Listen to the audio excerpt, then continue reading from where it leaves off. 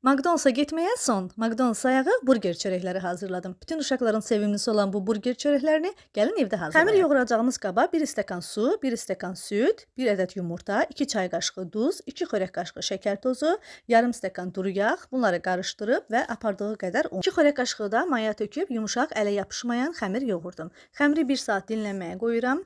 Və burada artıq xəmirim gəlibdir. Xəmirin havasını alıb kündələrə bölürəm. Məndə 12 ədəd kündə alındı. Kündələri listə yığıb biraz dinləməyə qoyuram. Dinlənən kündələrin üzərinə süd çəkirəm. Sizdə süd yoxdursa su da çəkə bilərsiniz. 200 dərəcədə alt üstü qızarana dək bişirirəm. Və budur, nar kimi qızaran, içi yumşaq pambıq kimi olan burgerlərimiz hazırdır. Mən üzərinə susam da səpmişəm. Siz istəsəniz çörək otu da səpə bilərsiniz. Mən yarısına susam səpmişəm. Burada da yumşaqlığını göstərirəm.